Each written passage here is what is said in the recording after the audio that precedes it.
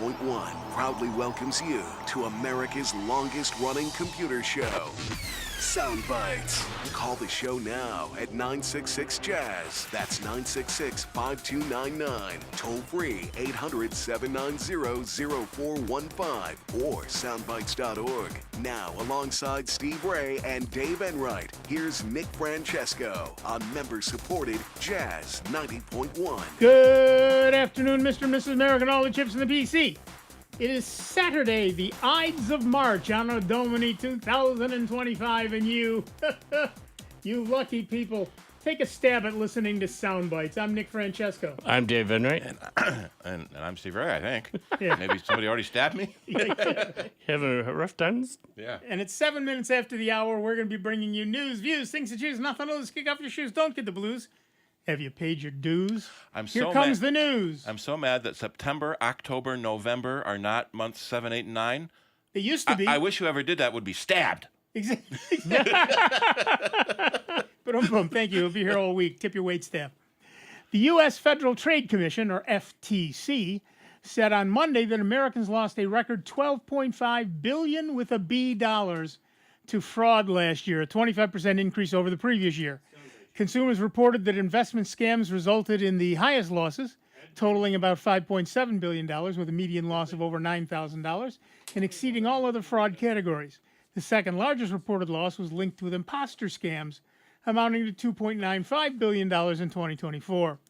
Younger people have reported losing money to fraud more than people over 70, shockingly, as 44% of all reports filed last year came from consumers between 20 and 29. Job scams and fake employment agency losses have also jumped significantly in the last recent years, with the number of reports nearly tripling and losses growing from 90 million to 501 million within just 4 years between 2020 and 2024. It's important to note that the data shared by the FTC reflects only a fraction of the actual harm scammers inflicted last year, since the vast majority of frauds are never reported. Fraud victims can file identity theft reports at identitytheft.gov and report incidents at reportfraud.ftc.gov. Also, of course, check out the Frauds and Scams page at soundbites.org/scams, thanks to our good friends at the Upstate Elder Abuse Center at Lifespan. So our poll of the week at soundbites.org, that's Bites with a Y, Francis would like us to remind you, is Americans lost a record $12.5 billion to fraud in 2024. Your choices are, I was hit, I know someone who was hit, I dodged a lot more scams last year, just waiting on that check from that Nigerian prince, and hold on, you can get scammed on the internet? Give us a call, 585-966-JAZZ. Oh, wait, you can vote at the poll at soundbites.org. Did I say that? Bites with a Y. Francis would like us to remind you. And, of course, give us a call at 585-966-JAZZ. It's 966-5299. Toll free 800-790-0415. I had added something on that. According to a study from Trend Micro, there's you been need these, by the way? No, I got them.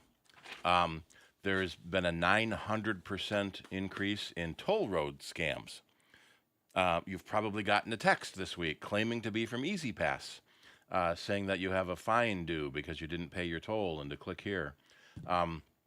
They have found over 60,000 domains that have been created with something with EasyPass in it. A few SunPass, a few Texas Pass, but they're going after EasyPass, apparently because it's the biggest. So don't believe any text message coming saying you owe tolls. Don't click on any link. Don't go to the fake website.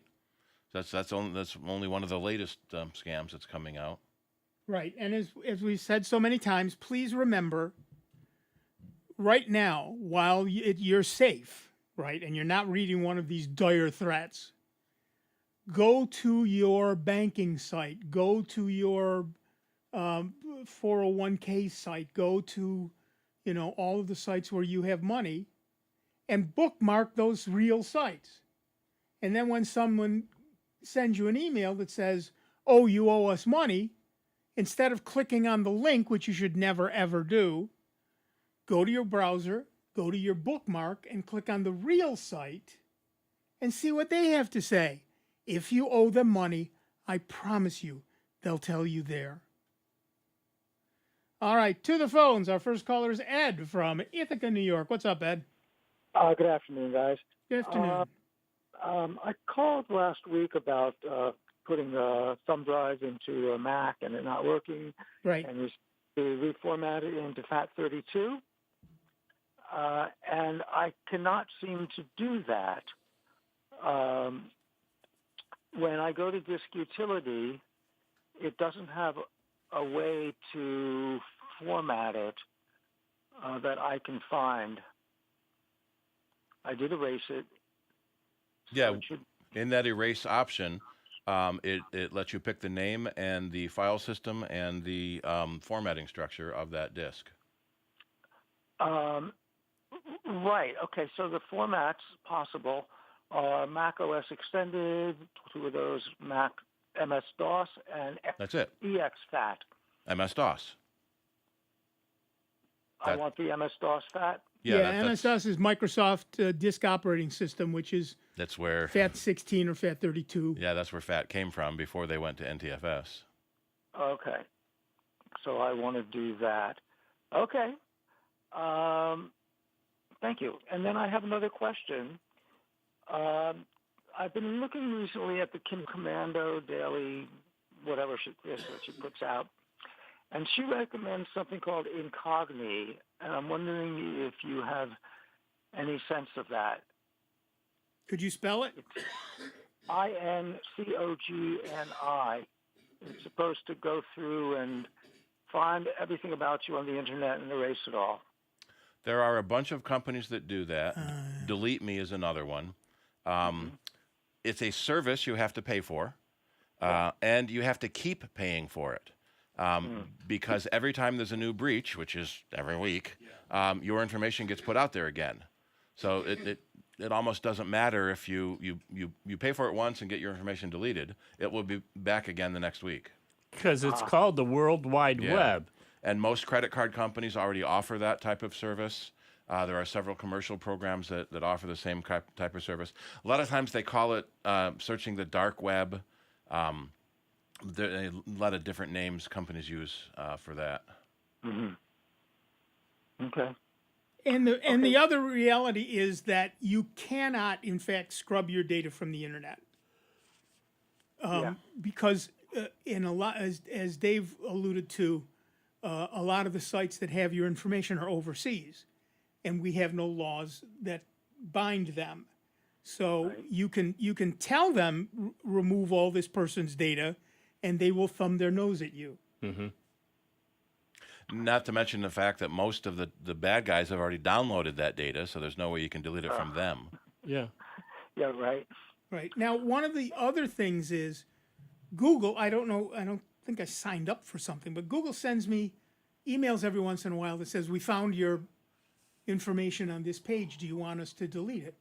And it's not their, you're not deleting it from the other page. You're deleting it from Google search, which is where most people are looking for you anyway. That's an EU law, the right to be forgotten law. Right. That you can ask Google to delete you from search results. Okay. So I get that fairly regularly, and I always say yes. And then you get put back on the search results, so it doesn't matter. And sometimes it comes back and says, we cannot delete you from this service. Yep. But that is free. Okay. So Good. Well, I'll give that a try and see what happens. Yeah. Yeah, one of the big podcasts I listen to, Delete Me is one of their sponsors, and in the National Public Data Breach, they found all of their own data. So National Public Data Breach was one of those kind of that went under the radar. 3 billion records were lost. Every address you ever lived at, every car you ever owned, all of your Social Security numbers, that's already been lost. It was lost several times earlier by other credit reporting agencies too. Right. But they did find that his wife, who had signed up for Delete Me, was not in it. But you have to keep paying so that the next breach you're not in. Right. Well, we're caught one way or the other. Yeah. So Most credit card companies have a alert service where they'll alert you if new credit is taken out in your name. I use a free service from Credit Karma that tracks if anyone has applied for credit in my name. It lets me see what credit is out in my name, and that's how I found my wife put me on her car loan. And so they use the credit cards and the reporting agencies to do that all for free. I'll put a link to that up in a moment when I finish these fraud links. Okay. All right. Cool. Well, thank you very much. Thanks, Ed. Bye. Bye-bye. Yeah, getting yourself purged off the internet is not easy. So the less data you put on the internet, the better off you are. But most of the time, it's you have no control of what data is put on the internet. At the other end, or especially the one from the credit agency that got breached, lost every single record of every single American that own and non-American that has a credit card in the U.S. And everything they lost, your name, your address, your social security number, your info, all the stuff they're supposed to keep secret, is exactly what the bad guys need to make a new credit card in your name. That's exactly right. So the sort of link that Steve is putting up is important, and you should pay attention. And as he said, it's a free service, so why not, right? And that's the way that goes. To elaborate a little bit on the formatting issue, Windows uses a format that is for its drives that is different from the one that Macintoshes use and different from the one that Linux uses. So if you are going to move data among them, you need a common denominator. And that is the MS-DOS or FAT32 or FAT16 format. The file allocation table. File allocation table was the original format that Microsoft used. And so everybody wrote a driver for that. And that driver still exists in all of the other operating systems. So if you get a drive and you format it on a non-Windows system, pay attention and format that thumb drive as a FAT32 or MS-DOS or even exFAT. I think works for everybody. But only newer OSs in the last maybe 10 years. Right. So be aware of that. If you've got a thumb drive you move between different operating systems, that's the thing you have to pay attention to. And for Mac users, when you buy a brand new hard drive, it almost always comes formatted for Windows, just because there's more Windows machines. The Mac will see it as a Windows disk. It will use it as a Windows disk. Right. But there are some Mac files, like your photo library, that don't live well on a Windows disk. Almost every disk has instructions on how to reformat for Mac, and everyone misses that. There's one brand, I forget who it is, includes an NTFS reader for Mac. So you can leave it as a Windows disk. But that's not good for Mac files. Right. If you're sharing information between Mac and Windows, like a generic Microsoft doc file, won't care what the file system is. Right. And a generic JPEG photo won't care. Right. But your photo library structure will care and will break on a Windows disk. Well, and to be clear, what I'm talking about is thumb drives. Right, especially transportable media. Right, because you intend to copy things back and forth. Right, among multiple machines. If you only have one type of operating system in your home, it doesn't matter. Good afternoon, Mr. and Mrs. Wrong, Dave. American. Wrong button, Dave. You're playing the opening again. Okay, it stopped. And you. No, it hasn't stopped. No, it just. It's somewhere else. We're not at the time yet. Sorry. Yeah. I started to push my little button, my 30-second button. I know. I wrote some code that counts down 30 seconds, counts down 60 seconds, so we can do that. Where were we? Oh yeah, what I was talking about was transportable media, thumb drives. So if you only ever have one type of operating system in your home, you don't care. Format it however you want, whatever works. God bless you. But if you're going to share among multiple different types of operating systems, that thumb drive should be FAT16, MS-DOS, whatever your operating system says. Okay. But if it is a drive you're putting into your machine, a hard drive, an SSD or whatever that you're permanently installing in your machine, you should pick the native operating system. And that's what Steve is talking about. If you put in a brand new drive, it will probably be formatted for a Windows machine. But if you're putting it in a Mac, that's no bueno, right? So, and the same with a Linux machine, reformat it to whatever operating system you care to use. And there are limitations in the FAT system on the maximum volume size you can have, the maximum file size you can have. So that was the difference between FAT 12, 16, 32 as they get to bigger and bigger bits. So what I've been seeing is most thumb drives come as FAT 32. Right. So you can have a 2 terabyte volume size, which is great, but you can only have a 4 gigabyte minus 1 byte maximum file size. So I've got a dash cam. Right. And the 4 gigabyte file limit is like 9 minutes. So every 9 minutes, it has to stop and make a new file because that's what the camera uses, and nothing I can do about it. Right. And that's why many people actually prefer moving stuff from one computer to another over the internet. Because you can move bigger files. All right, to the phones. Our next caller is Ron from Canandaigua, New York. What's up, Ron? Hey, I just want to make a quick comment on the fraud that you were talking about. So I work for a local financial institution, and what we are telling everybody to do is go to TransUnion, Experian, and Equifax and freeze your credit. Yes. There is so much fraud going on right now. That number that you gave, Nick, is probably ballooned to a huger number. Every day people are trying to commit fraud. Yep. Either electronically, digitally, coming in. So we are advising everybody to lock your credit down. And if you need a loan, you get a password and a username, you unlock it for a day, and then go right back in and lock it down. That way you don't have to worry about someone stealing your identity and going to Best Buy and walking out with a TV and you're on the hook for it. It used to be hard, and you used to have to pay to freeze and unfreeze your credit. And there was a federal law that said, no, you got to make that easier to do. So a lot of times you can do it right in the app. You have like a MasterCard app or get the apps for your credit agencies. You can freeze the credit right in your app or going to their website as well. Right. It Excellent just point, makes so Ron. much more sense to do that. It's so easy. So that's my comment for the day. I love you guys. And, Nick, I used to work in the Big Ivory Tower where you worked. So. Okay, now we're talking. All right. You guys have a good weekend. Thanks. You too, Ron. Have fun. Oh, Lordy, that ivory tower. Yeah. So if you're older and don't need to get new credit very often, that's a lot easier.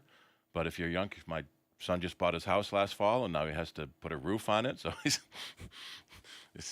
there's always something new that you need. I love that commercial for one of the insurance companies where the guy, here's the keys to your brand new house, and then the guy rolls up, here's a furnace that missed inspection, and then the next guy rolls up with, here's the seed you're going to need from your lawn, and then the insurance company comes up and here's your policy. You better look over this and make sure you sign that. And they go, well, what's the problem? I skipped the line. Yeah. The camera pulls back, and there's 50 other service people coming up with Yep. the next thing you're going to have to buy. Yep. Even if you buy a new house, there's always something you have to do. Always something. My daughter bought a house, and it opened her eyes. Yeah. And her wallet. And she works in a bank. Should have known half of this stuff. But yeah, it's freeze your credit. It takes a second when you use the app or whatever, and so it's important, and it's a way to keep your financial health. All right, back to the phones. Our next caller is Rick from Pittsford, New York. What's up, Rick? Hi, guys. Thanks for taking my call. Happy St. Patrick's Day. And the same to you. Question. I'm looking to buy another printer, like I guess a laser one because of the cost of the ink. And I'd like a recommendation for one that would be used for Chromebooks, Macs, Windows and Linux Mint. Would you suggest something? Almost any printer will work with all of those operating systems. Especially if you get a Wi-Fi model. Right. If you get a model that connects to the internet. Well, to your local network at least. Yes. Sorry, excuse me. To your local intranet, and that can be either via Wi-Fi, which is easiest, or with a cable, with an Ethernet cable. Once it's on the network, all of those operating systems are capable of finding it. I know that a Chromebook and a Mac and Linux will find it automatically. You don't have to do anything. A Windows machine, I think you have to do it by hand. It can be a little tricky to set up Wi-Fi on a printer that doesn't have a screen where you can type in the password. So most of the times, those types of printers either use an app on your phone or you plug it USB into a computer and set it up for your Wi-Fi network. And then you can unplug the USB. Yeah, I was more concerned about, say, brands or something like that, or they're, like as a Canon or a Brother or... A Brother has been good to me. We've always liked Brother at our shop. You get the quality of an HP at a lower price, and especially the consumables are often lower. So HP has been the king of printers forever. In fact, Dave, you still got your LaserJet 4 that's been 30 years old? Yeah. Yeah, and I just put one in for a customer who needed a 30-year-old printer to print from her 40-year-old computer. Yeah, and it's got the dual trays, and a lot of printers now you can have multiple. You can put multiple trays on it and be able to have different types of paper but loaded. in terms of brands, Canon, Brother, right now, are the ones I would recommend. There's HP just had a thing where they bricked their own printers. For the longest time, they had a thing where if you used non-HP ink, it wouldn't print. And a lot of printers have done that now. That they had an update that now also locked out HP inks. So my suggestion is go with Brother or Canon. And some of the very low-end, very cheap printers, usually the $100 or less, require the printer to be connected to the internet and require you to have a toner subscription. Right. My Brother printer keeps asking me to do that every time I log into the... Right. Some of them are optional. We found this Canon, this cheap $49 Canon laser printer. Oh, that's great. No, have to be connected to the internet. You have to have the toner subscription. So every month you get a new toner cartridge for $50. Whether you want it or not. Yeah. So if you print that much, it's great. But no. For me, it's Brother right now. Yeah. All right. But one more quick question, if I can. We can get the question, and we may not get the answer till after the break. All right.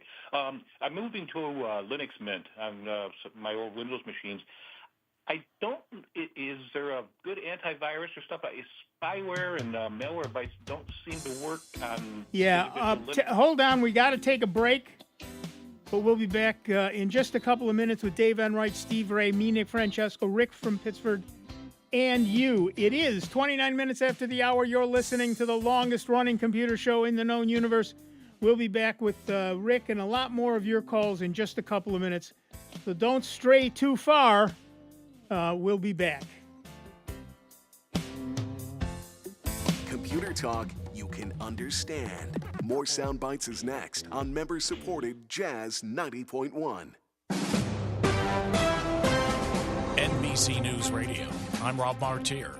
At least 3 people are dead after tornadoes ripped through southeast Missouri. A severe weather outbreak rolled across the south-central United States Friday, damaging buildings and ripping out trees and power lines. The Missouri State Highway Patrol says 2 deaths were reported in the Ozark community of Bakersfield. The severe weather outbreak has left about 250,000 people in the region with no electricity. At least 2 tornadoes have been confirmed in St. Louis. Up to 6 possible tornadoes have been reported, 2 confirmed. 3 people are dead after powerful dust storms blew through the Texas Panhandle. State authorities say strong winds and grass fires created low visibility on the Texas highways late Friday afternoon. Hamas says it will release an American-Israeli hostage being held in Gaza and the bodies of 4 other Americans. The news comes as mediators are holding negotiations with Israel over a new ceasefire in the Gaza Strip. Rob Martier, NBC News Radio. Let's look at things in a whole new light. This is Sandra Tsing-Loh with the Lowdown on Science. Researchers have discovered a way to look inside the body like never before. No incisions, no fancy machines, just a splash of color. The Hong Lab at Stanford University solved the dilemma and made skin see-through. The same food dye in Doritos, tartrazine, lets us see through body tissues. They tested which types of light can pass through chicken breast soaked in tartrazine. It increased the transparency of the chicken breast by 20%. Don't worry, everything was reversible. This research opens the doors to new techniques for biological imaging. This helps scientists answer new questions, but also one day could help doctors make real-time diagnoses. Talk about a clear breakthrough. Jazz 90.1 and Greece Baptist Church are again pleased to present free community jazz and big band concerts. The next concert features the Gate Swingers Big Band, Thursday, March 20th at 7 p.m. For more information, visit jazz901.org. Do you want to take Jazz 90.1 with you everywhere you go? Don't worry, we've got an app for that. You can download the Jazz 90.1 app for your iPhone, iPad, iPod Touch, and Android device free from the iTunes App Store and Android Marketplace. You can listen to Jazz 90.1 on the go, view DJ bios, our program schedule, news, pictures, and even become a member of Jazz 90.1. Your mobile device never sounded so cool. To download the Jazz 90.1 app, visit the iTunes App Store or Android Marketplace today. Be sure to download the new and improved Jazz 90.1 apps. When we walk, when we reach, when we play, we're moving through life. But an estimated 80% of Americans aren't getting their recommended daily amount of physical activity. It's time to move and keep moving, America. And when you need help, physical therapists and physical therapist assistants are by your side because we are meant to climb, to dance, to soar, to thrive. Choose to move. Choose physical therapy. Visit ChoosePT.com. When it comes to vaping, the truth can get clouded. So let's make it clear. Vaping is not safe for youth. Because vaping can put microscopic particles into your lungs. And dangerous things like metals into your body. And nicotine, which can harm a person's brain development through their mid-20s. With appealing flavors, high nicotine levels, and lots of promotion on social media. Many kids think vaping is harmless, but it's not. So talk to your kids about the risks of vaping. Because when you talk, they hear you. Learn more at underagedrinking.samhsa.gov. Here's the latest Jazz 90.1 weather forecast. Rather cloudy for the day today across Rochester, Western New York, and the Finger Lakes with a gusty southerly breeze. We'll find some scattered showers developing later into the afternoon. The high temperature in the upper 60s. Those southerly breezes will continue into tonight with a few more scattered showers. Overnight lows only into the mid-50s. Look for showers and possibly even a few thundery downpours for Sunday with a gusty breeze. Temperatures close to 70. I'm meteorologist Josh Nichols for Jazz 90.1. And currently right now we've got cloudy skies, 63 degrees out at the airport and 62 here at member-supported Jazz 90.1. Welcome back, everybody. I'm Nick Francesco. I'm Dave Enright. And I'm Steve Ray. And at 34 minutes after the hour, we still have Rick from Pittsford on the line. You still there, Rick? I still am. Okay, so in terms of antivirus programs for any version of Linux, right? Any version, Linux is less prone to catching viruses or most malware than a Windows machine, but you should still protect it. And the easiest way to do that is to head on over to Security Tango, our Security Tango site at securitytango.com, and you'll see the menu across the top. Under Let's Dance, there's the Linux Lambada, and you can follow that to add things like RK Hunter and Check Rootkit, and Clam Scan, and then Fresh Clam, which will keep your system safe from regular viruses and rootkits and all of that stuff. Most of the threats these days are fake virus warnings that come from ads on websites. So the biggest way to keep your computer safe is be vigilant about what you click on and what you believe. Right, and I was going to add, many of those now are add-ons to your browser. And so, if somebody says, oh, add this to your browser, or we'd love you to, if you really want to see this site, you need to add our toolkit. Do not do it. Our toolbar. Do not do it. 99.9% of those are just attempts to steal your data, because once they have access to your browser, they have access to all of the passwords that you have saved in that browser or that you will type into that browser later. And then they can steal all your information from, for example, your banking site or wherever. So be very careful what you add. The biggest threat to your computer is you. It used to be virus writers. There are still those old viruses flying around. Right, which is why you want to run antivirus software. Absolutely. And there are still malware writers out there, but most of them are writing things that you would have to install yourself. At which point the computer doesn't consider them malware anymore. Right? You installed this. Yeah. It assumes you're smart enough to know it's not malware. So the biggest threat to your computer is you, and the biggest security feature in your computer is you. That's why most program installers used to say, turn off your antivirus during the install, because the antivirus program can't tell the difference between you installing a good program and you installing a bad program. Right. So, thanks a lot. Yeah, in terms of Linux, you're pretty well set to begin with, but dense the lambda and you should be fine. Especially when the Windows the message says your PC is infected and call Windows support.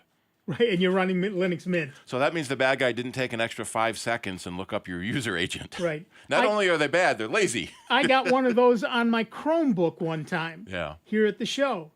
It came up and said, your Windows machine is infected.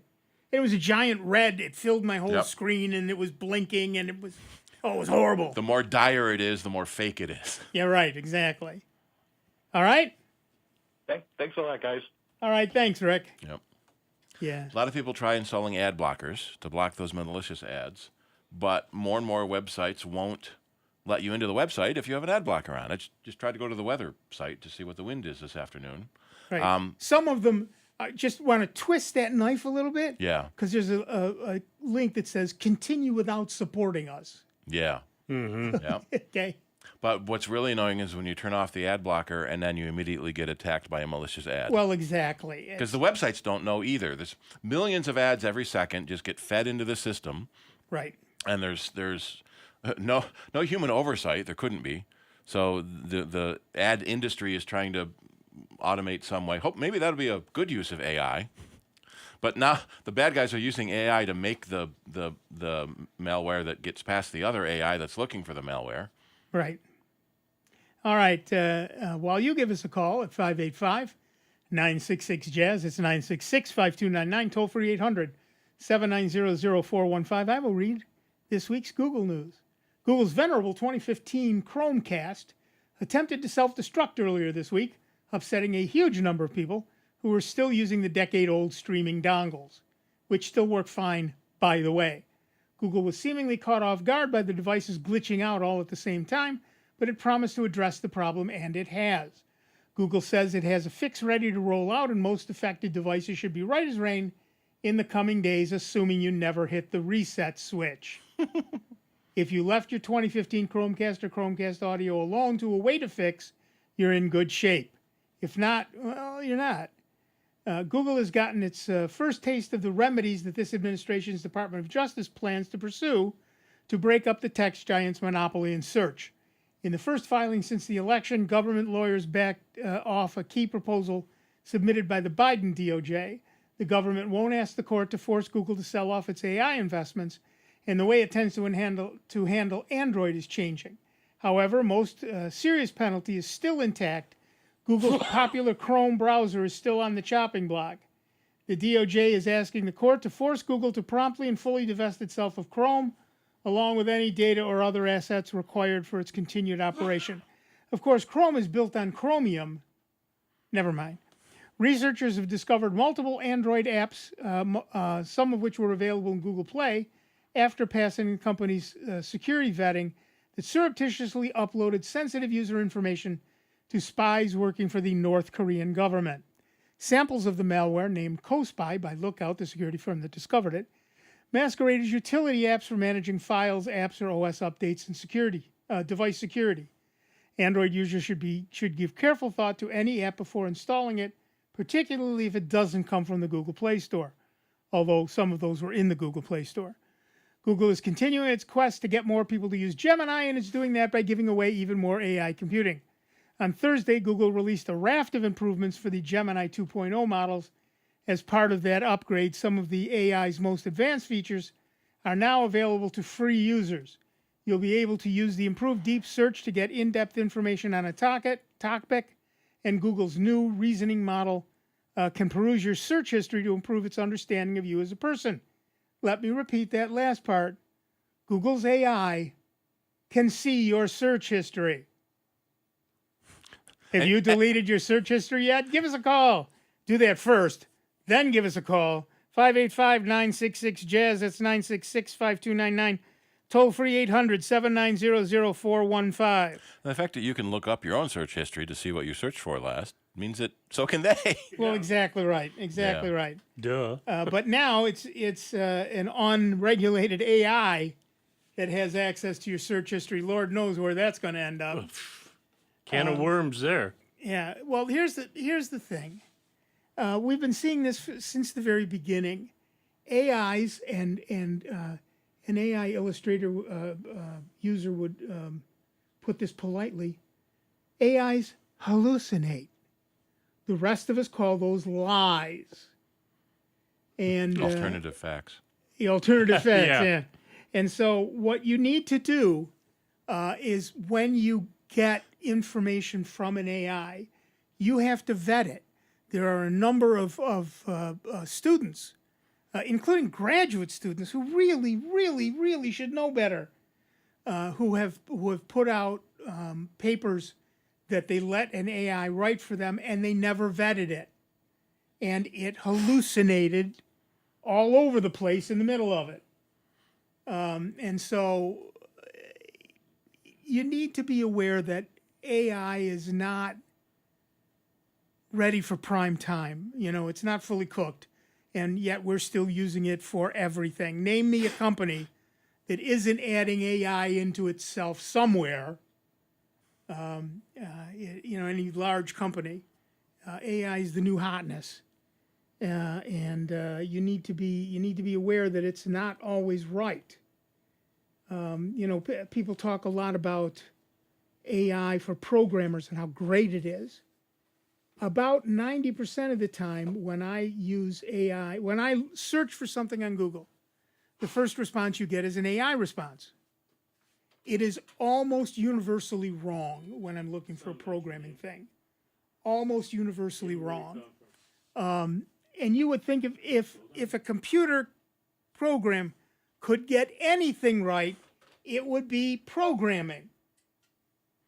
But apparently not. Apparently, I've heard if you say that didn't work, try again, you get better code. Steve Gibson's talking about. Yeah. And he writes in assembler.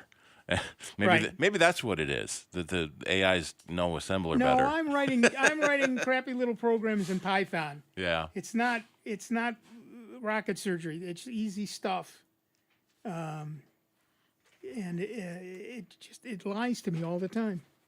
All right, back to the phones. Our next caller is Jim from Irondequoit, New York. What's up, Jim? Hello. I use AI to generate images, and every once in a while, if I put an image, it generates code, and I don't know what the code is, and I don't know how to use it. Yeah, I don't know which one you're using, but some of them apparently are producing the printer code. PostScript? PostScript. PCL? Python? Is it Python? It could be Python, but if Can it's you an image, can you understand the words in the code? Oh, yeah. Probably not, no. Yeah. So then it's probably not Python because Right. there's readable words in that. Right. It could just be Machine images in garbage. general are made up of bytes, right? And so those bytes have numbers associated with them. And if the image generator screws up, it just starts spewing random numbers at you. Machine code. Sometimes you can add in JPEG format or whatever format you're looking for to your search query. Oh, that's a good idea. Yeah, you can do that. Never thought of that. The other thing is take a close look at the images that are being generated. Often hands have too many or too few fingers. Often I've seen extra arms on people. All kinds of stuff. I just read about you can buy a ring that has an extra finger on it. So if someone takes a picture of you, there's too many fingers on your hand, so obviously that was AI generated. So you have plausible deniability to do anything you want. Oh, I like it. I like it a lot. Well, I use AI quite a bit, and what I do, I write something and I have AI rewrite it, and they come out with such fantastic grammar and language way beyond my capability. Yeah, but always edit. Yeah. Always edit because it may have hallucinated. Apple got in trouble and for one of its commercials that showed that. This guy writing a crappy letter. Hey bro, here's the report for next week, and then he told Apple's AI to make it more professional, and it did, and the boss loved it. So there was so much outrage about. Does that mean you're encouraging people to be crappy writers? They had to pull the commercial. Yep. I know it. That's there's a can of worms there waiting to bite us. Yeah. Now, I'm not saying AI is bad. I use AI myself. I think AI is good, but it needs to be vetted. It needs to be edited by you. Yes, that's for sure. Oh, so if I copy that code and there's no place to paste it or any other program? No, because what it likely is like I said, the image itself is made up of computer codes. Yep. And if it's screwed up somewhere in the middle of generating that code, it'll show you the rest of the code, but it's useless. Oh, okay. I thought there was some place to put it so I could generate the image from the code. Well, you could paste that code back into the AI and ask it what it is. Yeah, there's that. Yeah, exactly. But generally speaking, what it means is there's been a glitch somewhere in the code generation, in the image generation, and now it's just showing you the codes that it would have made the image out of, but because you've only got, it's like having a third of the image. You can't put it together right. Okay, well, thanks a lot. It's been very helpful. And I like that JPEG idea. I'll have to try that. There you go. Have fun, Jim. Thanks. Bye. Bye-bye. And it's not just JPEG, right? It's pings and whatever else. Whatever format you want. Whatever format you want. I guess I'm old. JPEG was the format of the original format for the web. As opposed to GIFs, I guess. And yes, it's properly pronounced GIF. I know a guy that pronounces it GIF. So whoever he's talking to, whatever they think it is, I'll pronounce it both ways. Right. Okay. And the reason it's pronounced GIF, and this is the hill I will die on. The reason it's pronounced GIF is because the guy who created it, he said it was called GIF because choosy users choose GIFs. Mm-hmm. I love GIF. There are few good computer puns. Respect the pun. I read someone rebuked that and said, "What if the Almighty came down from heaven?" I'd say, "Hello, Jod." Okay. And so do you call it a graph? Yeah. We can go either way on that all day long. Yeah. The fact is, he called it GIFs because it's a pun. It's a pun. Respect the pun. You didn't have that pun. Is all I'm saying. I just asked somebody's AI to generate me a woman dancing around a fire. Yeah. She's in the fire. It's in the fire. AI doesn't always get it right. So rarely gets it right. You see, it's a little more obvious in a picture, assuming you're counting the fingers. It's a little more obvious in a picture, but when you're writing text and you have AI, if you have AI massage it, it's usually pretty good. If you have AI write it, you really have to edit it because it could be wrong. In particular, if you've got any sort of citations, it often makes up citations. And that's what screws up a lot of grad students. A woman was getting a bunch of calls. She's a doctor, and she was getting a PhD in something. She was getting a bunch of calls about her paper that she'd written. And she said, you've got the wrong person. I did not write that paper. It turns out somebody had an AI-generated paper that they wrote. It lied and created a paper by this woman. Other people picked up on that reference, added it to their stuff. Now it's in the system. Now every AI is using it as a reference. And the thing did not exist. You know, it's like telling a story going around a campfire. Yeah, telephone, the old game of telephone. Yeah, each time you call somebody else or tell the story to the person next to you, it gets embellished that much more or changes that much more. What's the Terry Pratchett quote? A lie can run the world 3 times before the truth gets its boots on. There's so be aware. You know, we're in the world of AI, and there's a lot that AI is very good at. So, you know, you use it sparingly in those places where you're not sure. It's no different than the World Wide Web. I mean, there's good aspects of the web which make our lives day to day very it's out there. It helps us so much, get information around, book doctor's appointments and everything else. But then there's also the dark side. Right. So, it's a double-edged sword, folks, and AI is no different. Yep. Oh, I should mention this week's, for those of you who join us in the Soundbites Lounge every week, this week we're going back to the real lounge, I think. So check the webpage, soundbites.org/lounge, to see where we're going to be. I'll put a link in there. Just as we got Dan on to Google the Matrix. Yeah, I know, exactly. Not Google. Yeah. They use Google Meet for cider. And they all like it because they can have more than 4 people on their screen. You can have... I just did a thing yesterday with like 15 people on the screen. It depends on their internet and their graphics card. That's exactly right. In fact, on my new machine, I have a Radeon, much nicer graphics card.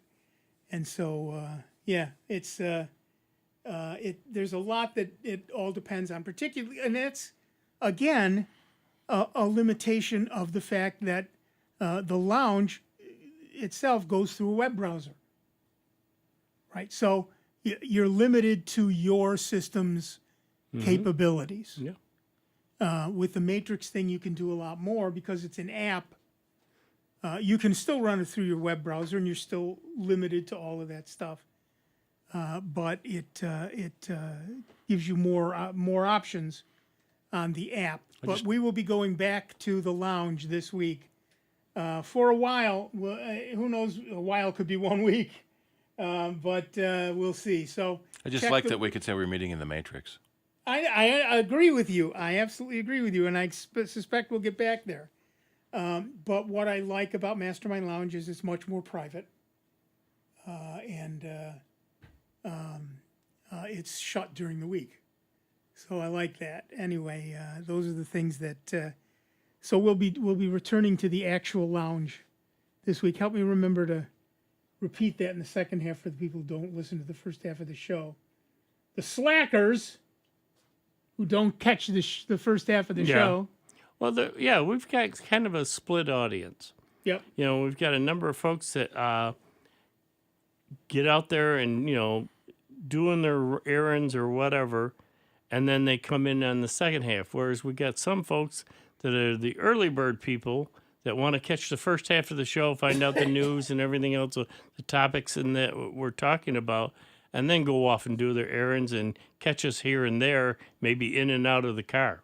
And, of course, there are the many, many, many, many hundreds of people who listen to the podcast. Yep. And I would very much like it if you folks would learn to vote in the poll as well. And of course, again, we don't have a mechanism for you to call in during the week. We are only a call-in show on Saturdays, but save up your questions and give us a call. Of course, for some people, we're on at 2 a.m. Mm-hmm. And I understand that. And If you're just too weak to get up and listen, I do understand that. Yeah, it's like the eclipse. Yeah, this is the best eclipse, but it was 3 a.m. Well, that wasn't the problem. I assumed that there was going to be cloud cover. Yeah, that was the other thing, too. Did you see the picture from the moon? Yes. The Firefly lander took a picture of the terrestrial eclipse. Right. While we on Terra saw the lunar eclipse. Yeah. The Right. blood moon. Right, yeah. That was so unique in color. Yeah. I mean, and it was Pi Day. Yep. It Right. was Einstein's birthday. Right. It was Hawking's death day. Right. And it was a full blood eclipsed moon. Right. So there was a lot going on. Yeah, and whenever there's a great astronomical event, it's cloudy or the middle of the night. Right. Or both. Or both, yeah. We're in Rochester. But yeah, today is the Ides of March. And so we're here taking a stab at doing this show. Boom. Thank you. Yeah, because right now the parade's just got Parade's started. getting underway. Starts at 12:30. Yeah, it's on its way. Yeah, so it's been moving along for a while. And that's going to make it hard to get around. certain Yeah, the inner areas. part of the city, East Avenue and Main Street, and that you might want to kind of avoid that area for a little bit. When we were on the other station, it was very hard to get to the studio. Yeah, trying to cross Main Street. Yeah, that was a I unique always challenge. went early on those days. Yeah, a unique challenge. Yeah, it was. But the challenge here is for you to give us a call. 585-966-JAZZ. That's 966-5299.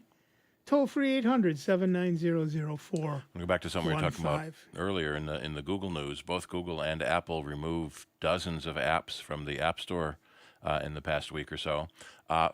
Interestingly, for opposite reasons.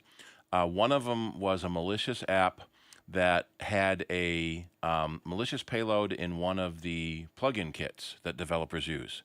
I need a routine that can display a picture. Well, I'll pull this kit off GitHub, and there's a malicious payload in that hub that doesn't get activated until the app is already through the vetting process.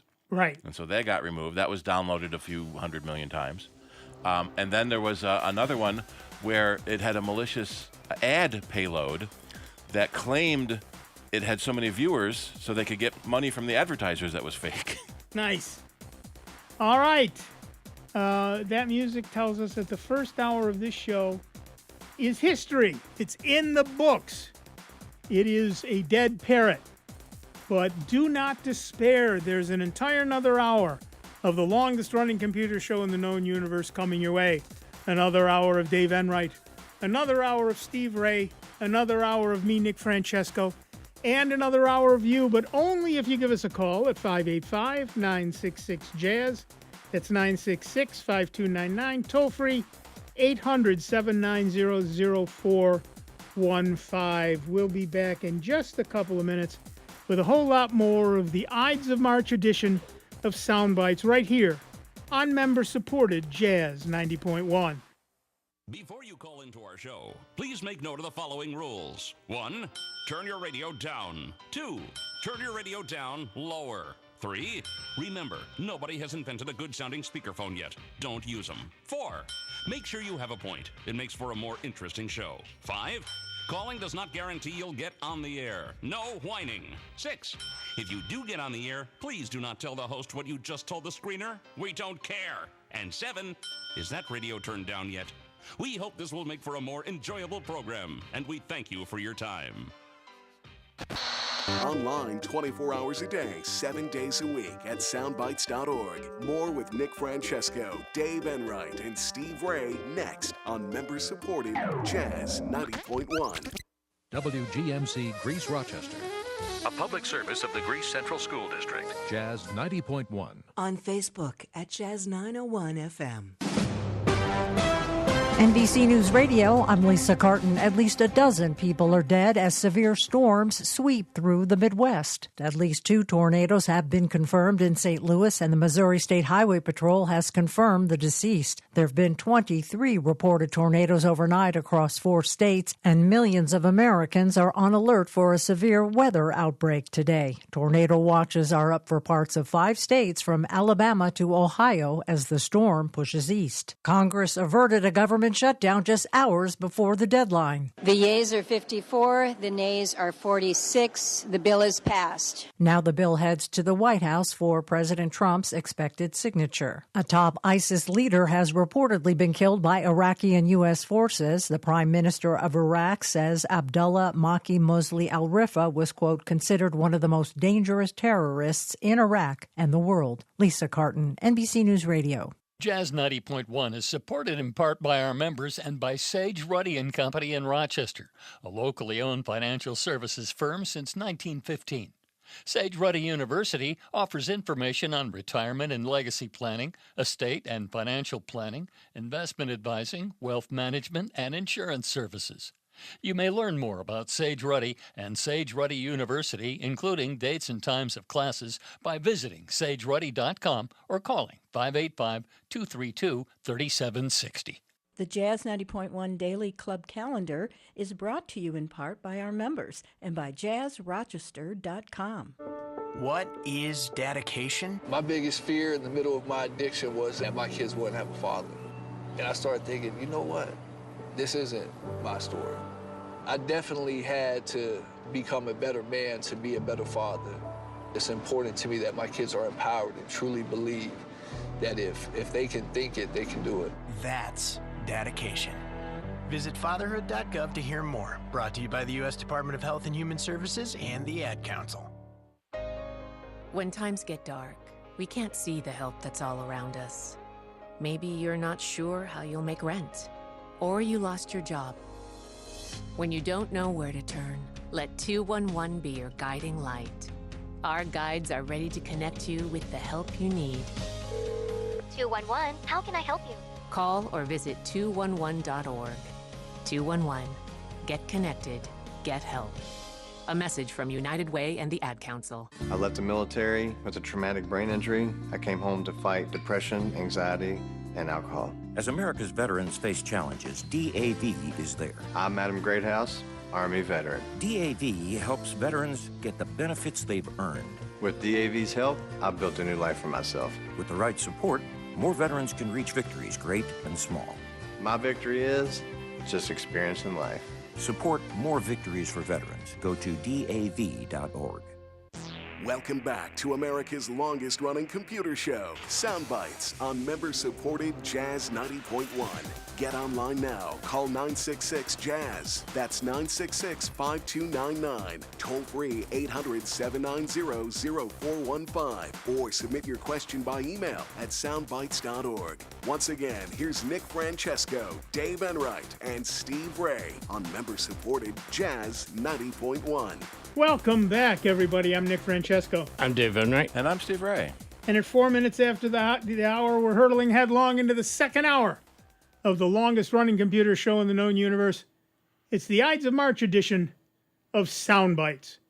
And you can give us a call at 585-966-JAZZ. That's 966-5299. Or toll-free, 800-790-0415, just like Marshall did from Henrietta, New York. What's up, Marshall? Hey, Nick, Dave, Steve. I taught at RIT for a long time, and during the time I was there, I was totally on Microsoft and PCs. I created several external hard drives that I saved things to, and I had several accounts on my PC. After I retired, I switched to Mac. And I want to move my photos on all of those devices that I have left in my wake onto a local server. But the Apple operating system doesn't seem to like this. They want to maintain a library on my iMac hard drive, and I just don't know what to do at this point. Well, that's the Photos. That's the Photos app, which maintains a library. That library can be on an external drive. It doesn't have to be on the local drive. But the simplest solution is don't use Photos if you don't want to keep all your photos in the library. You can just open the desktop window and see the photos in that folder. There's a little slider bar in the bottom right corner of the window where you can make the icons bigger. You can view as icon, so you can see them larger as well. So you can manage the photos yourself in the Finder windows as well. So just in one big window and move everything there? You can, yes, you could. Or you can make multiple folders based on the date of the file, or folders based on the event that you're working in. Okay, as you might expect, I have lots of duplicates because of the way that I've handled it in the past. And only reason I've stuck with Photos is I thought maybe it would help me eliminate the duplicates over time. There is a duplicate finder option built into Photos. There are also third-party duplicate finders that will scan your hard drive. The biggest problem with it is they find the duplicates and then show them to you to let you decide if they're really duplicate or not. So right. Is it the same picture, or was it just that picture was taken 2 seconds apart? Or the file name is the same because they came from different cameras. Right. But yeah, so there are ways to do duplicate finding duplicates in the Photos library. And the Photos library can live on an external drive if you want it to.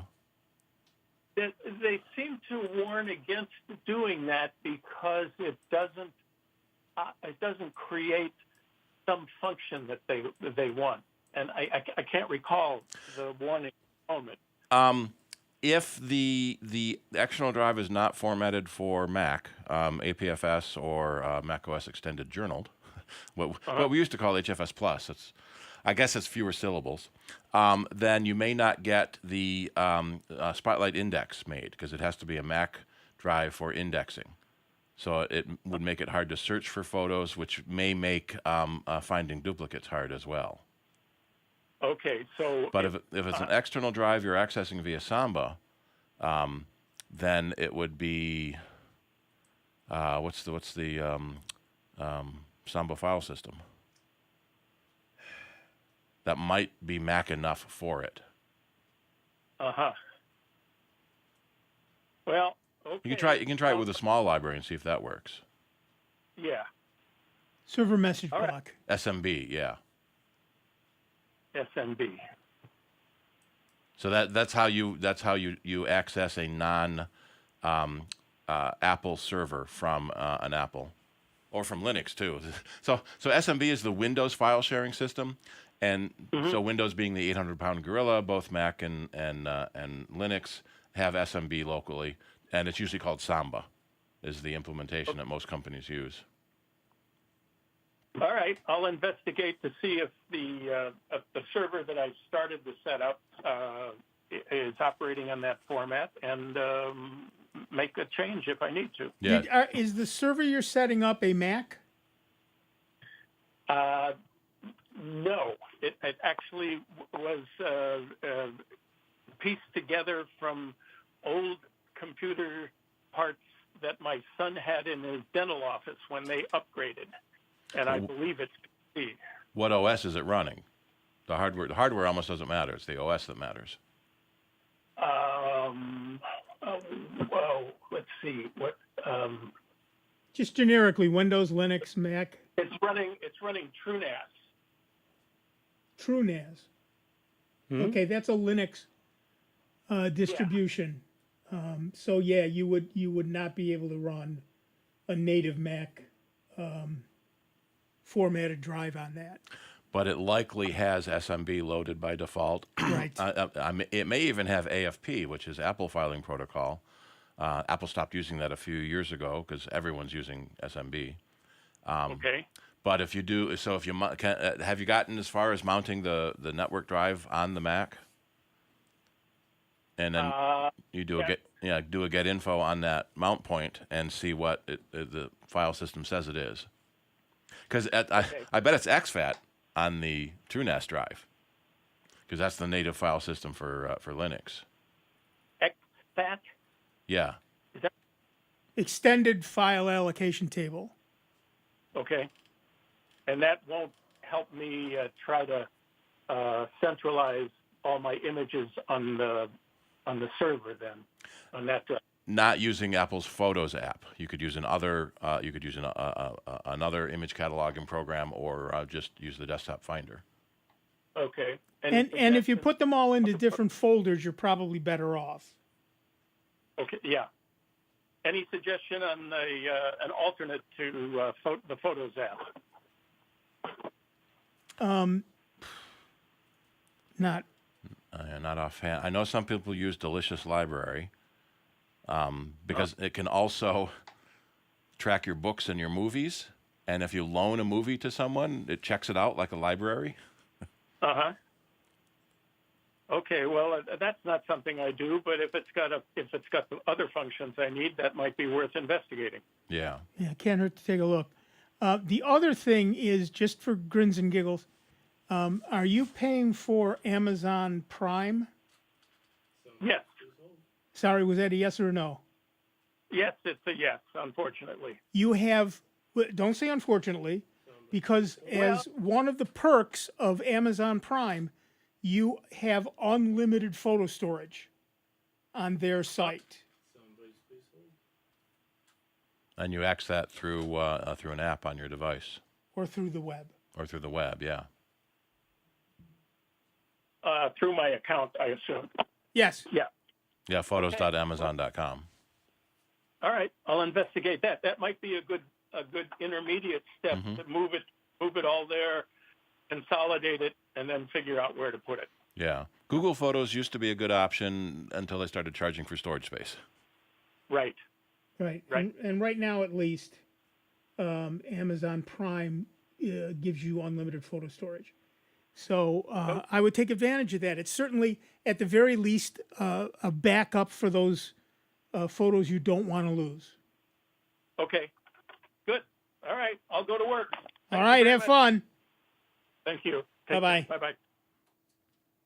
Yeah, that's, we've talked about this before.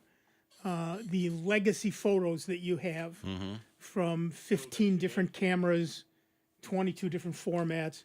My daughter just went to Disney World for a day because it's her birthday. And so she wanted, we took her when she was 8. So she wanted to contrast those photos on her website. Yeah. The problem is those photos are physical film. Yep. That's a little hard. We have to dig them out. We have to find the box they're in. We have to dig them out. We have to digitize them. And that's not going to be top of my list ever. There was a big... I don't know what city. Yeah. There was a big RC event in Georgia a couple of weeks ago, and one of the podcasts I follow, they posted a photo library on Flickr. I said, I haven't used Flickr in a while. I went to look. I've got photos on Flickr of my own. I got the warning. So Flickr used to be free, and now it's only 1,000 photos for free. Right. I think I've only got 700, but there's 3 people following me. I don't know why. Or who. Or who, yeah. Yeah, right. All right, back to the phones. Our next caller is Dan, somewhere from the wilds of Wisconsin. How are you, Dan? I'm good. Well, except for my computer. Well, yeah. I used to have Linux Mint 20.3, and it came up with a message that the end coming up to the end of life. So I installed Linux Mint 22.1. But now the links, when you go into the file manager and make a link, you make a link and draw it and put it on your desktop. The next time you boot it up, it doesn't stay there anymore. It used to on Linux Mint 20.3, it stayed there, and when you boot it up again, it was still there. Is it not there at all, or is it moved? No, it's there, but it says it's a dead link. It's got a lock. It's got symbols on a lock around it, and it doesn't work. if you look at the properties of that link, do you see a path to the original file? Well, I've deleted them all already because they were dead. They didn't work, so I just deleted them. But you know, when you go into the file manager and you go into, I think it's view or something like that, and it makes the link.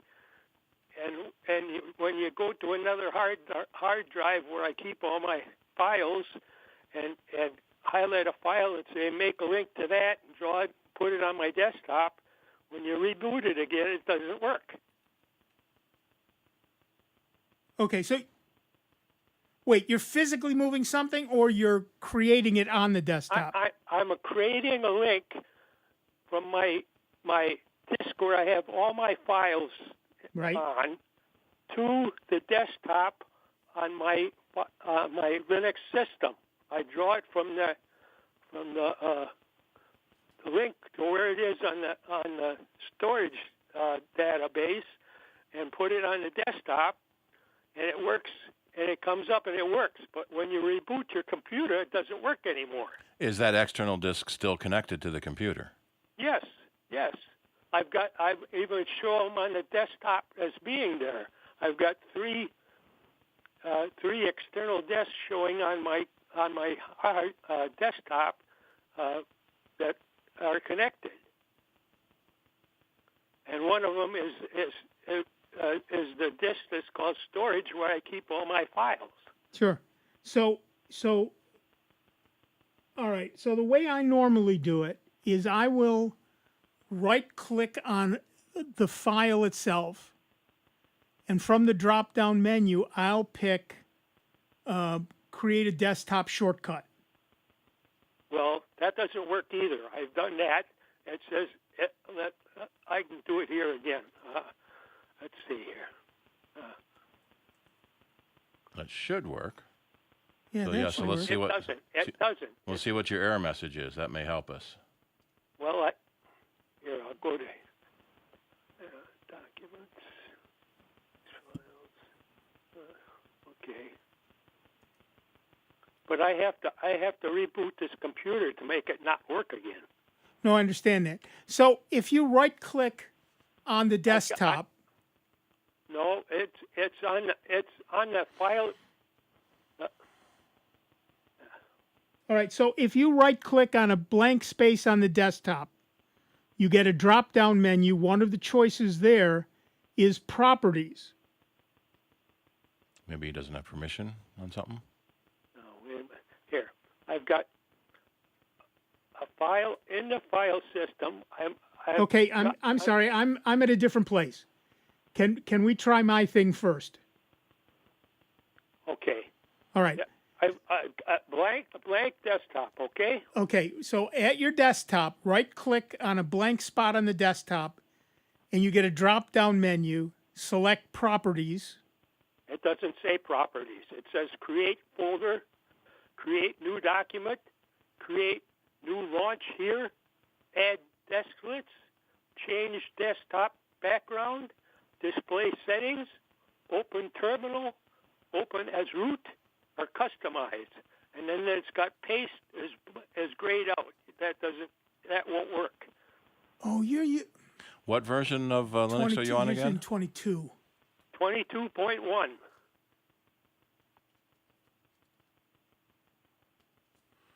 Yeah. Maybe upgrade to 24? Yeah, I don't think... I don't remember back that far, frankly.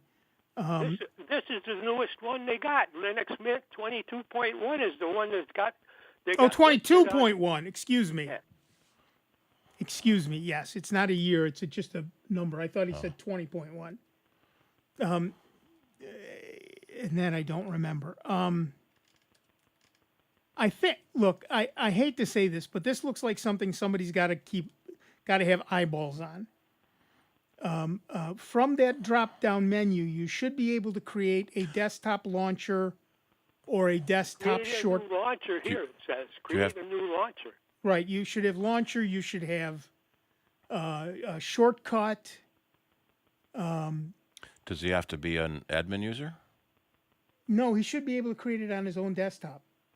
But that's the way to do it. I'm not sure exactly how you're doing it, but the two ways to do it. What I do is I go into the file manager. Right. File manager, I select the disk that has all my data on. Right. I go to documents.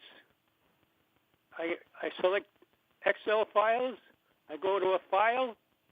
I right-click on it, and it has a drop-down thing. One of the things says make a link. Yes. Make a link. It says link to the file. I drag it over onto the desktop. There it stays, and it's a good file. I can open it up. So instead of doing it in the file manager, just do it on the desktop. Try that. Well, hold on a second.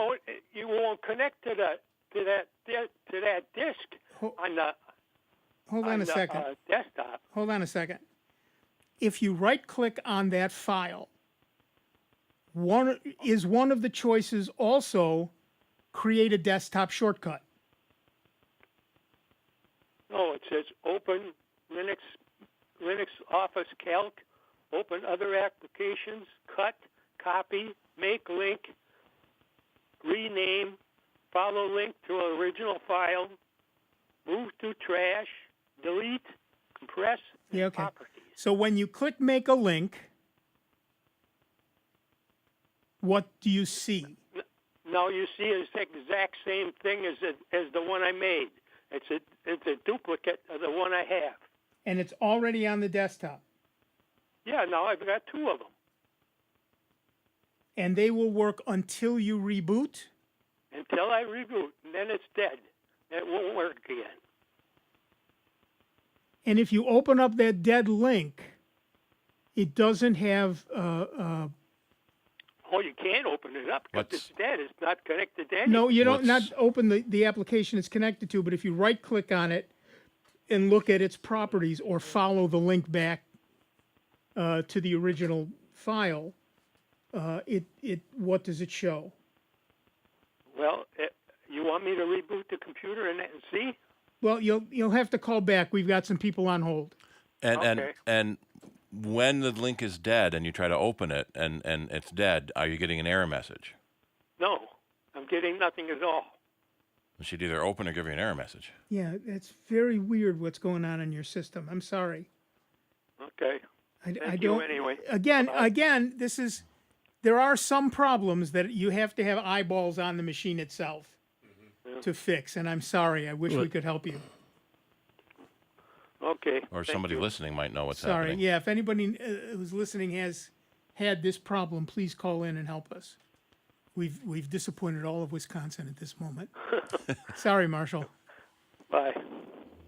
Bye-bye. Dan, I mean. Yeah, I don't know. I don't understand why it's not working. It is the correct. He's doing it correctly. That is the way you create. I mean, every operating system is slightly different, but that is generically the way you create a desktop link. Right-click, say make a link on the desktop, and then you should be able to follow it from then on. The fact that it's not surviving a reboot tells me that the desktop is not saving its configuration file, but I don't know how to tell Linux Mint to do that.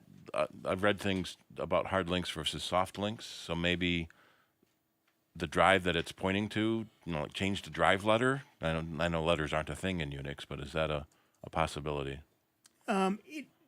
It's not impossible, but generally speaking, everything comes up in the same place with the same name.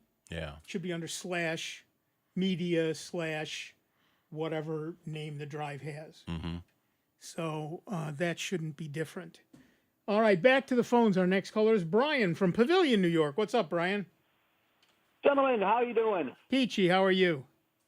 Greetings from New York's wonderful southern tier. It's a beautiful place. It's almost time. It's almost time for summer. That's right. No, I'm a service user for Linux. Just happened to listen to the last call. It sounds to me like maybe a clean install might be something that, like a complete, like Dan Ban or something, a complete install. Yeah, because something as core as making a shortcut not working, there's got to be something deep wrong. And it is possible that the problem is that he upgraded as opposed to did a clean install. Which, like I said, I've been using Linux for years, and I never have had much luck with an upgrade. Clean installs are always relatively flawless. That's not incorrect, frankly. Yeah. So, anyway, USB on Pixels, USB-C. A couple tricks that I've had because I'm just such a tightwad. I just milk my equipment until it just dies. And one thing I found that helps out quite a bit. I don't think people think about a little spray of electronics cleaner. Don't soak it down. A little spritz of electronic cleaner in the USB port in your Pixel. Yep. Because there's gunk getting in there. I mean, if you look at your speakers, you can see they're nasty. And just a little spray can help out. And another thing I found out too is just go to like a potato chip and beer store and buy the cheapest, gnarliest cable you can find because they're not made very well. And you buy a couple of those, you're going to find one that's going to work. Yeah. Yeah, we had like 4 people come in this week with stuff stuck in their port, and Tyler gets in there with his can of compressed gas and his cleaner and his toothbrush and his picks, and mostly is able to clean out. But just blowing the pocket lint out of it every now and then. See, the part of the problem is if you try to use compressed air, it often pushes it in farther. Right. Because the hole is so small, it doesn't give it enough time to shoot itself out. Right. Yeah, and I would definitely wouldn't use like carburetor cleaners. I'd Small. definitely buy a bespoke electronics. Yeah, we used Hook to it go up to to a shop vac. Yeah. That's what we used to do. To suck it out, yeah. Yeah, I mean, we used to on especially around the fans and we're talking about Pixel phones. Yeah, but it's still it all applies. When we used to get the computers in with all the USB ports on front and that, because of the dirt being flown around, we'd go around with the shop vac and suck it on out because, like you said, you put a blow on it, it's going to push it in there farther. We used to get electronics cleaners at Goldcrest. And when they went out of business, we went and bought all they had left. They're a sub shop now. Yeah. I miss that store. Even if you buy anything, just to go walk around and stare at stuff. Well, exactly. Yep. So walk around and stare and drool. Yeah, it's like, I don't know what this does, but I want one. Yeah, right. So anyway, I might, just as an experiment, hopefully I'm young enough, I'm going to think, I've had several Pixels in a row. I think I'm going to try a different brand next time. I'm due for another phone. My Pixel I'm on right now, I'm on flight with USB-C on it too. You jiggle the cord, whatever, but people don't realize how much the cord's wearing back too. Mm-hmm. Right. Just trying to, and if you're using the same old junk day after day, just buying a new cord or turn them around. Like you got one plugged into the wall, take the one that you never remove, switch it around. And a lot of phones now have wireless charging, which is slower than wired charging, but it's convenient. So sometimes it's cheaper than replacing that port. Exactly. I do have the wireless, but I got to take it out of my case to do it, which is kind of a pain in the butt. Right. Yep. All right, we got to take a quick break. Thanks, guys.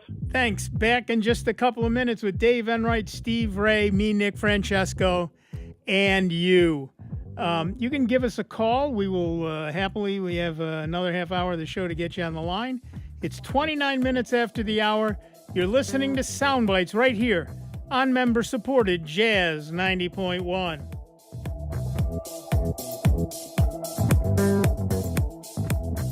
It's America's longest-running computer show. Back to more Sound Bytes with Nick, Dave, and Steve. Next on member-supported Jazz 90.1. NBC News Radio, I'm Lisa Carton. At least a dozen people are dead as severe storms sweep through the Midwest. At least 2 tornadoes have been confirmed in St. Louis, and the Missouri State Highway Patrol has confirmed the deceased. There have been 23 reported tornadoes overnight across 4 states, and millions of Americans are on alert for a severe weather outbreak today. Tornado watches are up for parts of 5 states from Alabama to Ohio as the storm pushes east. Congress averted a government government shutdown just hours before the deadline. The yeas are 54, the nays are 46. The bill is passed. Now the bill heads to the White House for President Trump's expected signature. A top ISIS leader has reportedly been killed by Iraqi and U.S. forces. The Prime Minister of Iraq says Abdullah Maki Mosley al-Rifa was, quote, considered one of the most dangerous terrorists in Iraq and the world. Lisa Carton, NBC Grow News. a 25-foot row of herbs in a circular garden 6 feet in diameter and 3 feet tall by creating a spiral herb garden. Hi, I'm Melinda Myers, horticulturist and gardening expert. Locate your spiral herb garden in a sunny location near your home for convenient harvesting. Start by marking the outline of the bed and the inner walls of the spiral. Construct the garden walls from bricks, stone-filled gabion baskets, bamboo stakes, or wattle fencing made of woven branches. Anchor the walls to the ground for strength and stability. Purchase a quality blended topsoil suitable for planting beds, or fill your spiral garden using the lasagna or hugelkultur method. These methods recycle plant debris into a wonderful planting mix. Fill the garden with your favorite herbs, mulch the soil to conserve water, and continue to improve the soil. Water thoroughly whenever the top few inches of soil are starting to dry. Check out our website for this and other gardening tips. Jazz 90.1 is supported in part by our members and by animal repellent Plant Skid. It's organic and safe for use on fruits and vegetable gardens, as well as trees, shrubs, and flowers. Plant Skid uses odors associated with predators, encouraging animals like deer, rabbits, bulls, elk, moose, chipmunks, and squirrels to dine elsewhere. Information on how to protect plants from animal damage can be found at plantskydd.com. That's plantskid.com. Jazz 90.1 is supported in part by Summit Responsible Solutions, a manufacturer of organic, all-natural insect pest control products, including Summit Sticky Traps. Sticky traps can be used to manage pests on indoor plants and do not contain pesticides. Sticky traps are available at local and national garden centers and hardware stores. Information on how to control insect pests can be found at summitresponsibleSolutions.com. March is Colorectal Cancer Awareness Month. Colon cancer is a leading cause of cancer-related death. Yet most colon cancers are treatable when detected early. Most men and women should start screening at age 45. Earlier if you have a family history of colon cancer or a personal history of bowel disease. Talk to your doctor about when you should start colon cancer screening. For more information, visit radiologyinfo.org. And now, a check of your Jazz 90.1 weather forecast. Rather cloudy for the day today across Rochester, Western New York, and the Finger Lakes with a gusty southerly breeze. We'll find some scattered showers developing later into the afternoon. The high temperature in the upper 60s. Those southerly breezes will continue into tonight with a few more scattered showers. Overnight lows only into the mid-50s. Look for showers and possibly even a few thundery downpours for Sunday with a gusty breeze. Temperatures close to 70. I'm meteorologist Josh Nichols for Jazz 90.1. And currently right now we've got some light rain out there. It's 63 degrees out at the airport and 63 here at member-supported Jazz 90.1.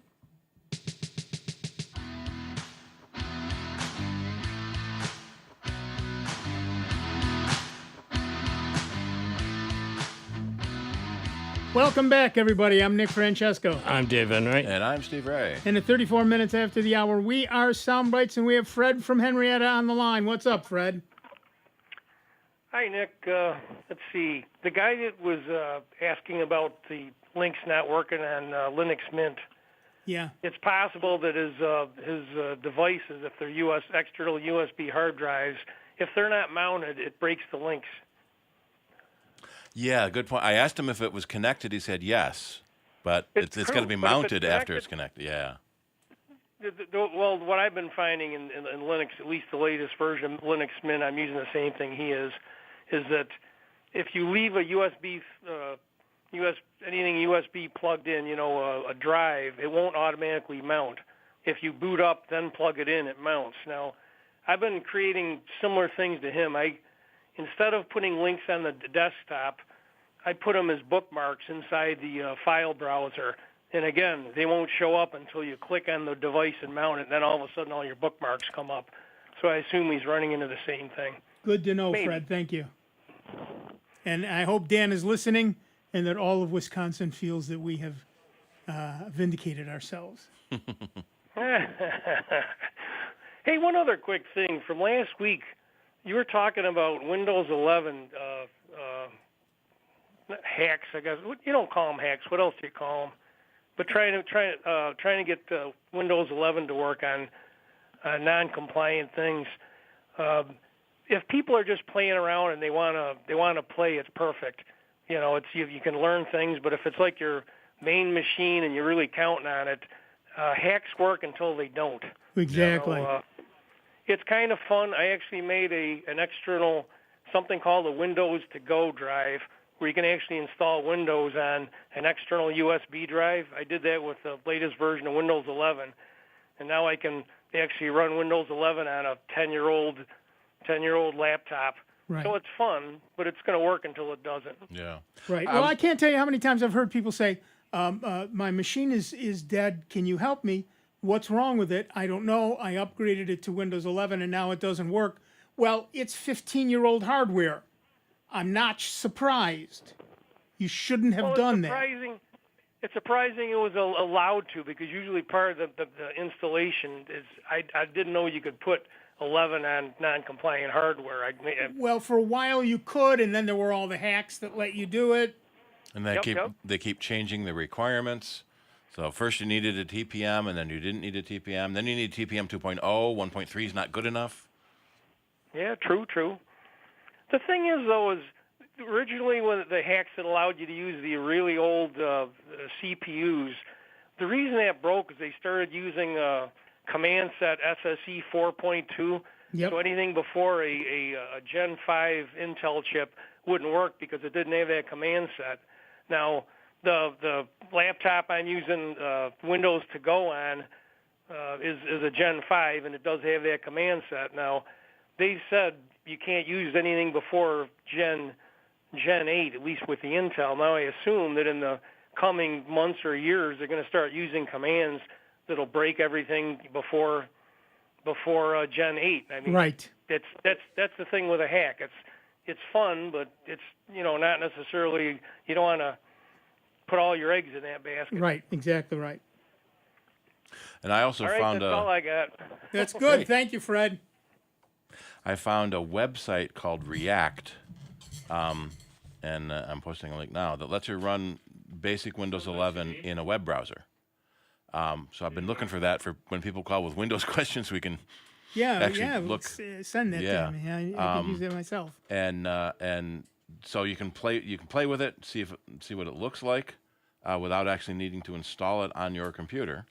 It just runs in a web browser. Let me see what system it's emulating here, or does it just use my internal? No, it can't, because I'm running Apple Silicon. Anyway, we're gonna while you do that, we'll go back to the phones. Our next caller is Mark from Greece, New York. What's up, Mark? Hello. Going back to the fraud and scam texts. Yeah. People have to realize when you have an Easy Pass, your credit card is there, and they don't let it drop below a certain level. Yep. So it's always paid. And they auto renew, yeah. Yeah, they auto renew, and boy, you don't have to use much for it to auto renew. It's $25. That's where they want it to be. Mm-hmm. I Right. took a trip and it went down to $22.50, and they charged me. Right, Yep. add it up again. And I don't spend $25 in a year. Right. So your easiest thing to do is just check to see when they took the money out of your credit card, and their website works real easy. When you go on your profile, you can see if anything's caught up or not. Yeah. Because I must have got 6 or 7 of those texts. Yep, whenever you get any of those texts about you're late on something, we're going to find you.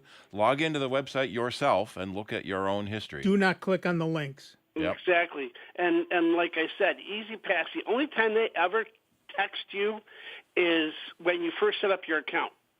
Yep. That's it. Everything else via email. Yep, exactly that right. I've ever gotten. You're right. Thank you, Mark. Yep. Okay. All right. Have fun. I did. You too. Thanks. I did find a new app from New York State called called Thruway. Ooh. And it's a list. I'll post that one too in a minute. It's a list of all the toll roads on the Thruway, and all the services, so you can see what restaurants are there. Nice. And we'll also calculate a toll for you. So my biggest trip on the thruway is Victor to Farmington, so 55 cents. It takes a long time to add up to $25. Yeah, exactly. And they never let you get there because the minute you get below $22.50, they top you up. Mm-hmm. It's they're not missing a trick, these people. Oh no. So yeah. Well, I get annoyed getting on the thruway. There's big signs that say "Easy Pass not accepted. Call 1-800" or whatever. Right. That was the point of Easy Pass, wasn't it? Yeah, and that's it what all was. those sensors are for, isn't it? Yeah, it is. We took a trip to Buffalo a while ago, and there was a moment where I thought, "Oh, I'm going to need change." Mm-hmm. No, I'm not anymore. Yeah. No, I'm not. Are you still living in the 80s? No, you don't need change anymore. Yeah, and slowing down going through the terminals. You don't even do that anymore. Yeah. I missed a toll entry on the New Jersey Turnpike once. There's 27 lanes, and I get to the end of the turnpike, and there's a toll booth there. So I thought, well, I never got a ticket. So I go up to the guy. You're supposed to get a ticket. There was never a booth to get a ticket. Well, yeah, there was. You just missed it. Okay, then tell me what my toll is, please. Yeah, right. You saw my New York plates. You know I'm not a native. Right, exactly. Just love to harass. Yeah. Ah, the New Jersey Turnpike. I have memories. I won't say fond memories. Yeah, just memories. In college, I broke down once on the turnpike on a Friday afternoon. Oh man. And I was on the fast lane. Because you're a college student, that's where you go. Well, because we were heading to Florida. and so if you don't know the New Jersey Turnpike, there's two slow lanes and two fast lanes, but not every exit has both. So we watched the tow truck go past us on the fast lane, so then it could go past us on the slow lane so that it could get to us on the fast lane. Yep. And by the time they towed, and we were in Princeton, New Jersey. I should have gone to the college. By the time we got to the garage, 5 o'clock Friday afternoon, every other garage was closed, and I blew the transmission.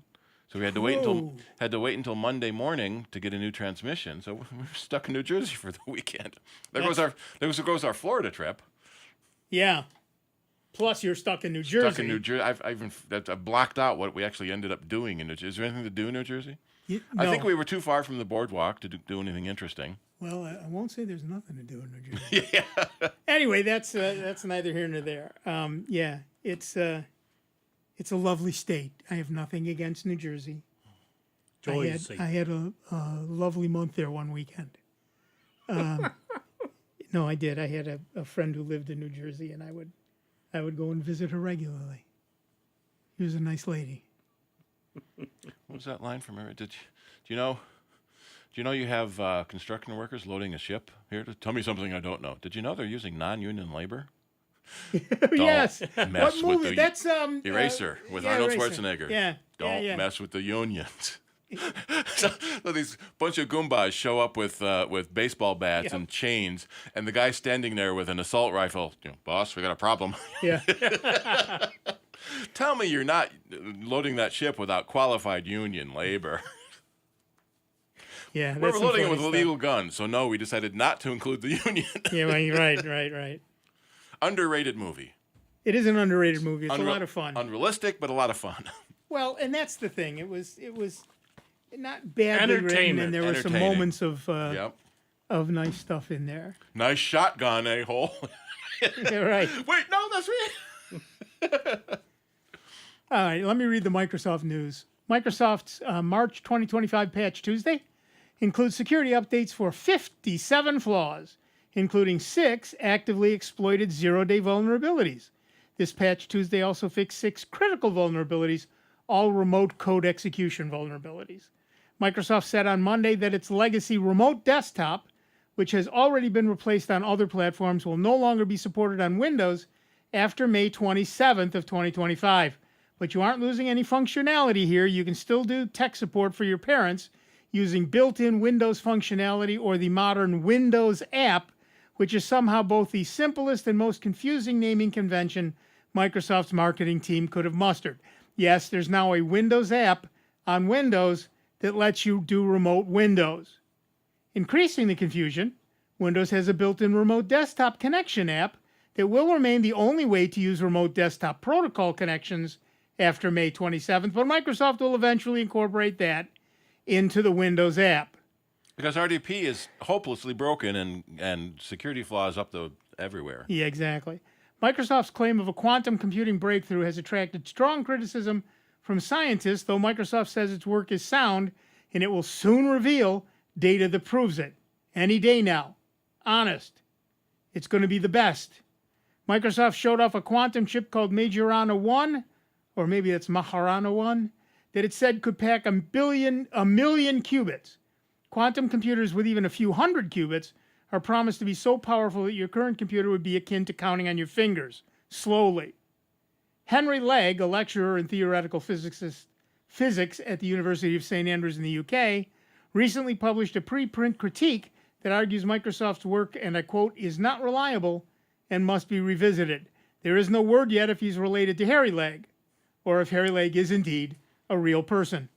Microsoft says that some USB printers will start printing random text after installing Windows updates released since January of 2025. The known issues affect Windows 10 version 22H2 and Windows 11 versions 22H2 and 23H2, but according to an update to the Windows Release Health Dashboard, the latest Windows 11 24H2 is not impacted. According to Microsoft, after installing the January 2025 Windows Preview update, released January 29th of 2025, or later updates, you might observe issues with USB-connected dual-mode printers that support both USB print and IP over USB protocols. You might observe that the printer unexpectedly prints random text and data, including network commands and unusual characters. So, are you receiving alien transmissions through your printer? Give us a call immediately. 585-966-JAZZ. It's 966-5299, toll-free 800-790-0415. Of course, if you are receiving those, Microsoft has no solution for you yet. They just want you to know that that's going to happen. Fix a few problems, add a few problems that they're going to fix later. Exactly right. Maybe. And when support ends this fall, they will stop bothering to fix anything. And renaming their remote desktop Windows is the dumbest thing Microsoft has ever done. Not even Windows Remote. Just Windows. So you can now run Windows. I am running Windows. No, the Windows app. I am running the Windows app. Who's on first? Yeah. I don't know. Third base. Yep. Like, I've read stories about, can you open Windows? Oh, I don't have any windows in my office. Thanks. That's my friend's computer works. Thank you. Hang up. Back up the hard drive. I can't. It's already up against the wall. Yeah. Send me a copy of the disk, and I get a photocopy. Yep. With a note stapled. Here you go. Yep. I once saw a floppy disk, the old 5 1/4-inch floppy disks, stuck on a whiteboard with a magnet. Yep. And above it, somebody had written, "Whose disk is this?" Underneath, I wrote, "Nobody's anymore." Yep. I saw one with a 5 1/4. Yeah. Pinned to a. Yeah. Yep. With the pin going through the media. Didn't you have a story where someone would keep coming back to you saying their disk quit working and the disk quit? What happened was we sold a database program worth several $100s to a guy, and he would come back and say the disks are blank. So I gave him another copy. He went home, came back, said the disks are blank. So I got a third copy, and I checked, and indeed the disks were blank because I checked them each time. I took the third copy and I checked the discs myself, and they were good. He comes back, he says, so I walked him out to his car. He puts them down. I said, "Wait, whoa, what is that?" He said, "Oh, that's a new thing I just got. It's called a car phone." I said, "Does it ring while you're driving home?" "Oh, almost always. I'm a sales guy." In the olden days, there was a giant mechanical bell that had a giant magnet. Right, and that magnet would fluctuate, not fluctuate. Yep. Whatever they call it, pulse multiple times a second, which is exactly what would erase a hard drive. Yeah. Yep. So I said, put these in the back seat. Put them in the back seat. Away from the magnet. And he picked them up to put them in the back seat, and no sooner had he done that than the phone rang. I said if we had waited another 10 seconds, There we go. this set would have Good been point. blank too. Hanging it the magnet on the filing cabinet saying important. Yep, exactly right. Those days are gone. Nowadays it's thumb drives, which we can lose. Folding a 5 1/4 disc in half to make it fit in a 3 1/2 inch slot. Yep. We had someone, some of the early PCs had 2 floppy drives. Yes. There was a gap between them. Someone was able to shove a disc in there. Or more than one. More than one. CD drives, yeah, the slot loading CD drives that were popular. They got one in. Okay, got the second one in. Well, that's pretty good. Somehow they got a third one in. So, we got to take the computer all the way apart, take the drive all the way apart. Yep. We found money. So apparently the kid liked to shove things in the slot. So there were a bunch of coins in there, too, in addition to the 3 discs. Oh, Wow. Talk about shoving stuff in slots. The one story that I had was a guy brought the computer in, and it was an extra one at work, and he took it home to let his kid use. Okay. And he went in, kid had it for a while, and all of a sudden, Dad had to read a 5 1/4 floppy. Oh, no. And he said, all right, so he went into his kid's room to use it, just to read it. Couldn't get the 5 1/4 floppy in. So he brings it on into the shop and says, there's something wrong with this drive in it. Okay. So we had to open up the little drawer, and at that time in our shop, we had long needle nose pliers. Oh, yes. So we're looking in there with the flashlight. So go in there and all of a sudden pull out this wrapper. And it's a wrapper to a condom. Very nice. Very, very nice. At least the condom wasn't in there. Yeah. So the guy called. So what was wrong with the drive? I said, you're not going to believe it. Yeah. He goes, well, tell me, how much is this going to cost me? I said, probably a good talk with your son because we found a condom in there. Silence.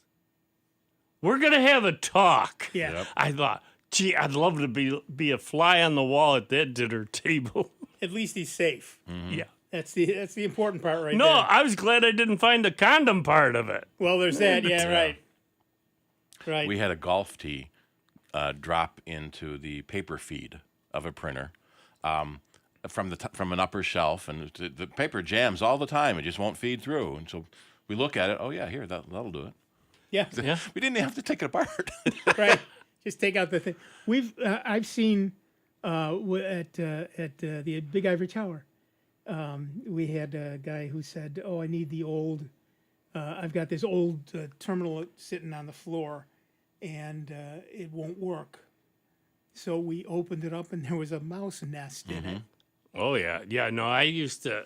Remember that I had that case? Yes, you dirty did. computer I remember pages. that. Yeah. Oh, with all the bugs and all that was in it. Oh, I read one.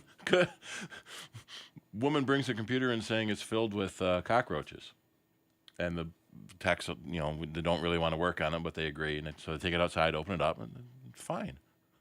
So that they call, and then the woman's son comes in and says, "Yeah, I was high when I told her that." Yeah. So now, how much do I owe you to not tell my mom? Yeah. Right. Well, there's an extra zero. Yeah. Well, the best one was I went to a law firm one time, and to work, do maintenance work, and the girl up there was new, and she was trying to change the toner on the laser printer. And that's back in the day. You sit there, you grab it, and you shake it around, and then pull out this tab. Oh, yes. And she wound up shaking it like crazy, and I'm watching her, because I'm over in this corner working on the server. And she pulls out the tab, and all of a sudden I hear this loud scream, and all this black powder is going all over this carpeting, which was like a tan and a light blue. And Not anymore. Shook up a little too much, maybe. It was going all over her, and she's moving around quickly and just spread more of the dark toner all over the place. Yep. I just set up a new printer this week, and it didn't come with one of those pull tabs. Yeah. I'm thinking, how in the world did they ship that without a pull tab? And why is there not toner everywhere? Are they making the cartridges better? Yeah. Apparently they are, because I got one that had a little plastic shield on it. Mm-hmm. Yeah. But that was it. Yeah, this didn't even have anything. And it was already in the printer. I've seen them where they don't ship it in the printer. Right. And you pull it out. But yeah, I'm looking. I'm took it out. I'm looking. There's no pull tab. There's no things to take off of it like there always is. Put it back together. Print it fine. Well, unless they're putting some type of trap door that it's.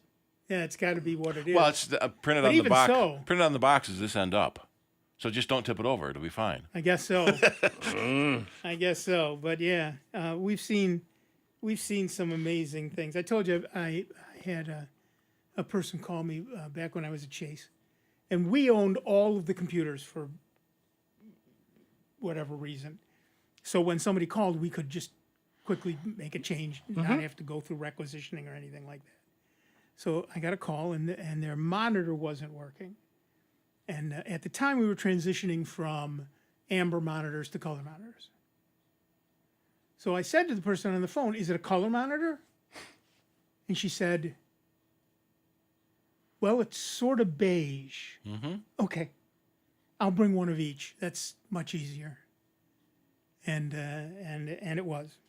And then we had a person who killed a monitor, killed a second monitor, killed a third monitor. Turns out she'd hung a plant over the monitor, and every time she watered it... Oh, the water dripping? Water dripping in it. How do I tell if my mouse is wireless? Does it have a wire coming? Don't give me any of that technical talk. Right. Well, I had one... Or I made my mouse wireless by cutting the wire off. Why doesn't it work? Yeah, right. Going back quite a bit, I had this law firm, and this is back in the day before the networks and all that, and we did cables from one to the other. And this one woman was, kind of, not really into computers.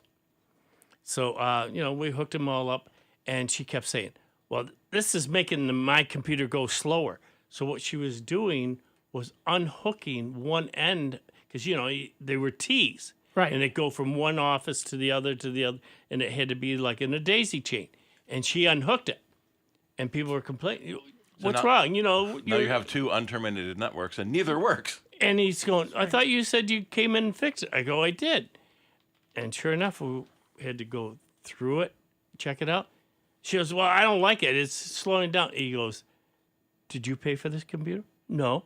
He says, "Leave it alone. Yeah. You do your work on it, Yeah. or there will be consequences." That's the way it works. I had a place where I was doing cubicles. And we put all the computers up, and one of them was intermittent. And it turned out whoever had run the wire, and it wasn't me, put it under one of the cubicle walls. They were movable cubicle walls.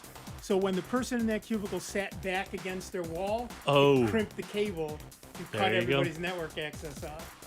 All right, we are done for another week. I want to thank everybody who called in. I particularly am thrilled when somebody calls in and gives us a hand with a question we've had or a new perspective on a question we've answered. I love that. So thanks to all of you. Again, check soundbites.org/lounge this week. And if you're an Ask Nick member, also check the members area. We are likely going back to trying the Soundbite, the Mastermind Lounge for a bit. So we'll see you next week on Soundbites on member-supported Jazz 90.1. Be good to one another, will you?